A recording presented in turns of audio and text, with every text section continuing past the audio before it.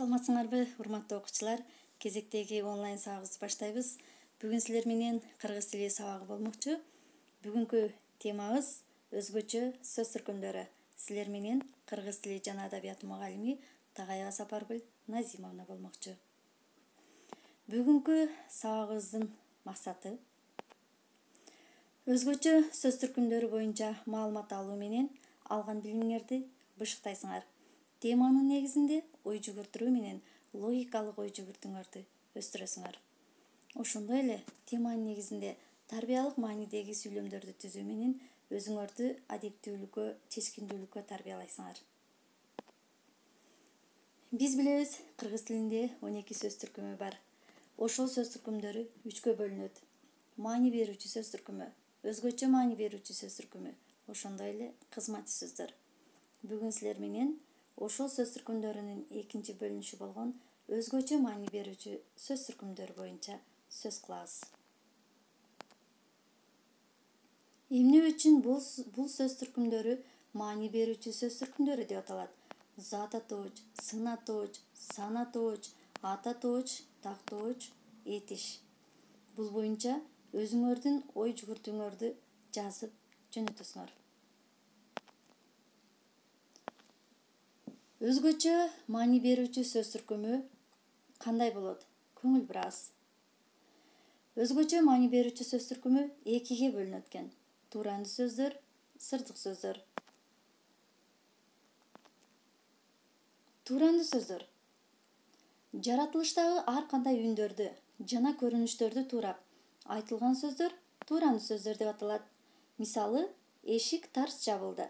Бир маалда ачкычтардын шалдыр-шулдур үнү угулду. Бул жерде тууранды сөздөр тарс, шалдыр-шулдур деген сөздөр болду. Алар бир нерседен, заттан чыккан үндү билдирди. Тууранды сөздөр сүйлөмдүн баш жана айкындооч мүчөлөрүнүн кызматын аткарат. Мисалы, ызы-чуу күчөдү, ал чуру-чуруну жактырбайт, бөлмөнүн ичи кажы-кужу.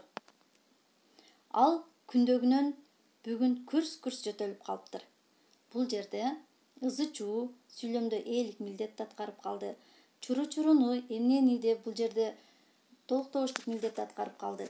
Кажы-кужу баяндоочтук милдетти аткарып, кантип деп күрс-күрс деген тууранды сөздөрүбүз бышыктоочтук милдетти аткарып калды.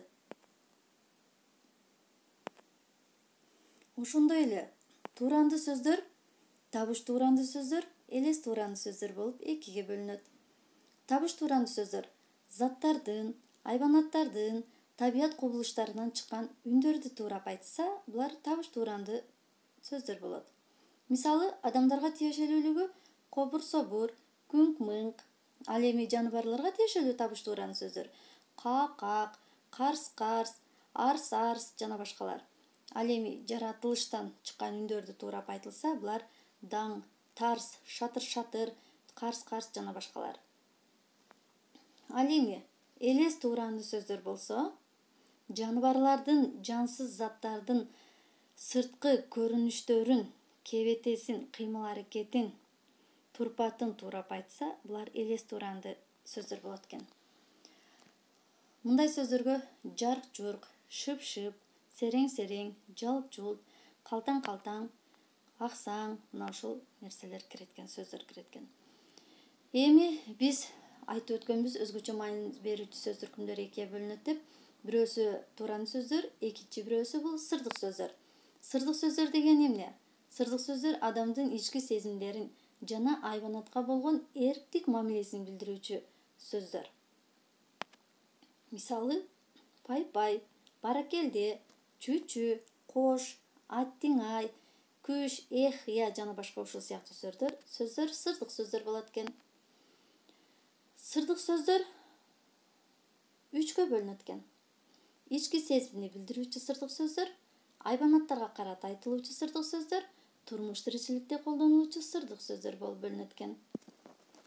Ички сезимди билдирген сырдык сөздөргө бали, эх, и, атаганат мына ушул сыяктуу сөздөр экен. Ал эми айбанаттарга карата айткан сырдык сөздөр чү-чү, кош, тек, түшө-түшө, бо жана башкалар. Ал эми турмуш тиричиликте колдонулуучу сырдык сөздөргө ассалому алейкум, кайра эсенсизби, жакшы турасызбы жана башка мына ушул сыяктуу сөздөр кирет экен. Сырдык сөздөр сүйлөмдүн башында келсе, өзүнөн кийин, ал эми сүйлөмдүн аягында келсе, өзүнөн мурун үтүр белгиси коюлат экен. Мисал карап көрөбүз. Ай, ушунун баарын аласыңбы? Бул жерде ай деген сырдык сөз сүйлөмдүн башында келди дагы өзүнөн кийин үтүр белгиси коюлду. Кийинки сүйлөмдү карайбыз. Бүгүн кечикпей келдиң, баракелде. Бул жерде баракелде деген сырдык сөзүбүз сүйлөмдүн аягында келди дагы өзүнөн мурун үтүр белгиси коюлду. Эгерде сырдык сөз күчтүү сезим менен айтылып, сүйлөмдүн тизмегинен бөлүнсө, сырдык сөздөн кийин илеп белгиси коюлат. Ал эми андан кийинки сүйлөм баш тамга менен жазылат. Карайбыз. Бали, жакшы иштедиңер бүгүн. Бул жерде бали деген кубаттоо маанисинде айтылган сырдык сөз, ал күчтүү сезим менен айтылды, андан кийин илеп белгиси коюлуп, кийинки сүйлөм баш тамга менен башталып жазылды. Ура, биз жеңдик. Бул жерде дагы ура деген сырдык сөздөн кийин илеп белгиси коюлуп, кийинки сүйлөм баш тамга менен жазылды. Сырдык сөздөр сүйлөм милдетин аткара албайт. Бирок затташып кеткен сырдык сөздөр синтаксистик кызмат аткарат. Мисалы, рахматыңды кийин айтасың. Бул жерде рахматыңды деген рахмат деген сырдык сөзүбүз затташып, сүйлөмдүн тизмегинде синтаксистик кызмат аткарып калды дагы толуктоочтук милдетти аткарды. Алардын ураасы аянтты дүңгүрөттү. Эмнеси? Бул жерде ура деген сырдык сөзүбүз затташып, сүйлөмдө ээлик милдетти аткарып калды. Берилген сүйлөмдү сырдык сөздөр менен толуктагыла. Келгиле балдар, алган билимибизди бышыктайбыз. Кандай жатасыңар? Биздин топ жеңди. Сен да келип калдыңбы? Келечек силердин колуңарда. Калтырылып кеткен жерлерге тиешелүү сырдык сөздөрдү коюп жазабыз.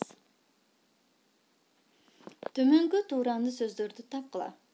Суунун акканы, аксаган адам, адамдын түкүргөнү, кыйшаңдап басуу, карыган адамдын басканы. Тиешелүү тууранды сөздөрдү коебуз.